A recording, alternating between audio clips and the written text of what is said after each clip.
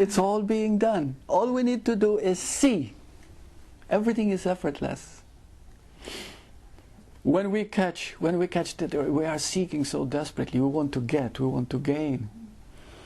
We have to see that there's nothing to gain.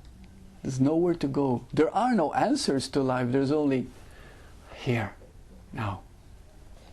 Yeah, this. But isn't seeking also like having a desire to understand? Yeah, of course. I mean, but that's how it starts, though. You Yeah. say that you don't have to have seeking, but if you don't question who you are, that is a seeking in itself. That's right. That's exactly it. So you have to start with seeking. Absolutely. But didn't you just say you didn't? Oh no, I didn't say that. Oh. Okay. My question was, What was the question? my question was that all these people have sought for so many years and then finally saw the light.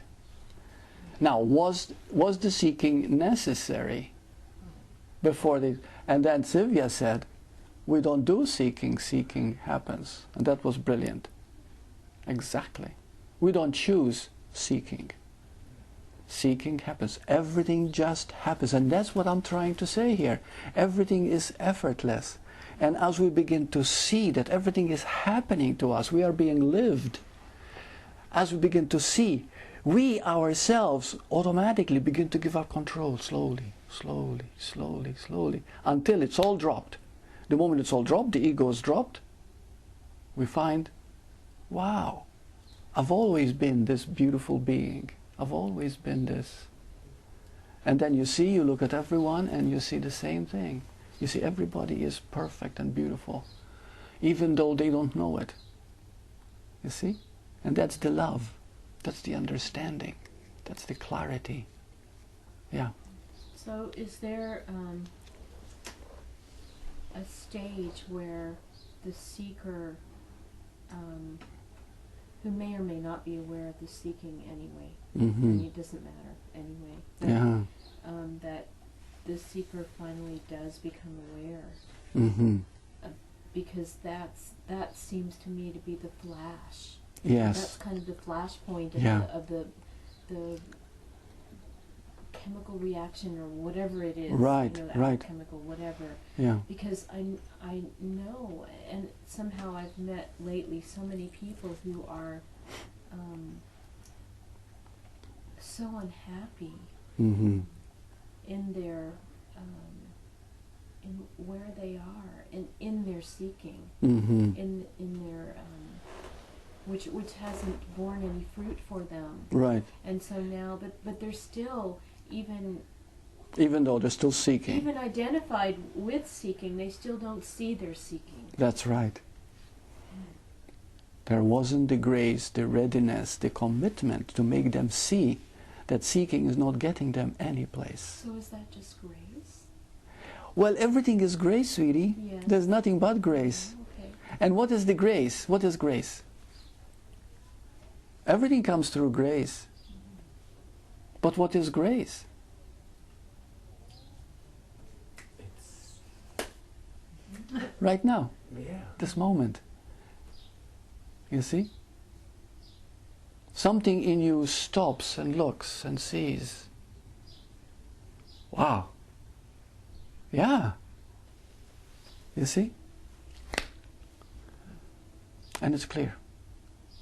Letting But go that's- of control and Hmm? letting go of control. Absolutely. Grace cannot happen, not even come close, as long as the slightest need to control. Yes. That it can't happen.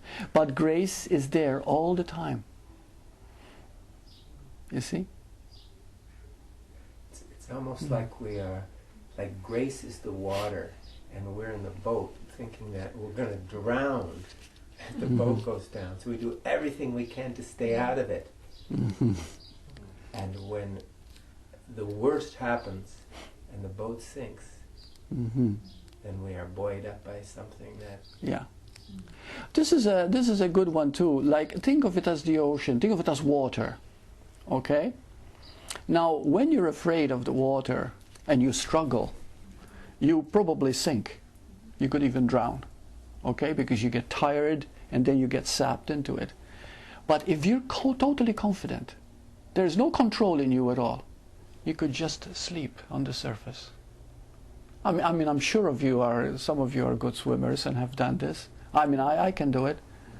Now, you just stay on the surface.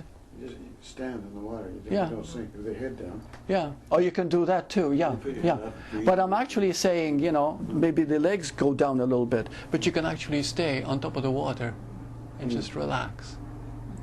And the water is just like your cradle. Yeah. Because that's the trust. So life is like that water. If you trust it, it will keep you up and it will relax you. But struggle for a moment and it will pull you in.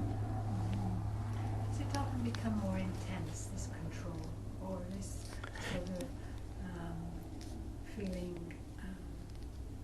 despair, or It leads to all the, something yeah, sudden it can lead to all these things, but then we have to love truth to the point where we say, you know, am I seeing that this is trying to get my own way, control, you see, because control is an addiction. So it happens without even us knowing that it's happening. You know, it comes automatically, a defense mechanism. Maybe you haven't been loved by your parents, you see, or maybe we have been abandoned, or whoever. I mean, we don't know. So we create this pain. You see, it becomes frozen in your unconscious, and it takes form. It takes form in control, so that we are not controlled or lose control, which of course makes sure that we lose control, and we are controlled. I mean, that's the paradox. That the more we're afraid of something, the more we resist it, the more we draw it towards us. You see? What you resist persists. That's an old psychological maxim. Yeah. So, yeah. Something that came up for me between last week and this week was like this real fear of powerlessness, and that there was actually, I've been sort of the control was an avoidance of realizing that I was fully powerless anyway. And I realized that this fear had been to sort of avoiding that powerlessness.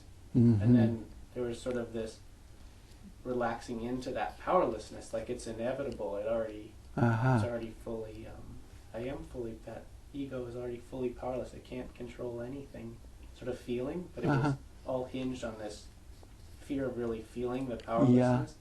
And then after really just like allowing that to be here, that powerlessness, it's sort of like for the next 2 days it was like so gentle, everything that came up, like this sort of like real love with everything that came up. Beautiful. And I didn't realize that I was always have been like so hard on the things that sort of come up, not sort of like allowing them to be there, but sort of for this sort of pressure on them.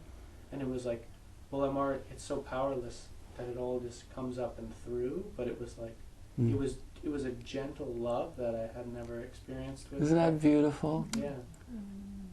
Oh, that's so. Thank you, Wes, for sharing that. That's beautiful, and that's it. You see, the way you've looked at it, you found yourself helpless, and there's a part of you that fights it, but you allowed it. And the moment you allowed it, a whole new dynamic came into being. And that's the whole point. See, we have to allow our emptiness, our greatest fear, and knowing that there's an unknown force that can come into being, but we don't know it. We don't know what it is or anything, but we can surrender. And when we surrender, that it's just like, I don't know who said this. I don't know whether it was the Bible but it was a beautiful quote. It says that when you give God a little finger, He gives you the whole hand.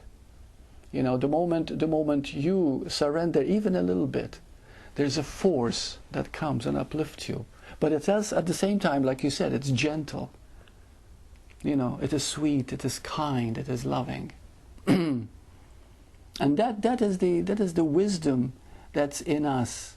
That the moment we surrender any form of control, no matter how slight, the moment we surrender control, even to the point of allowing ourselves to be vulnerable.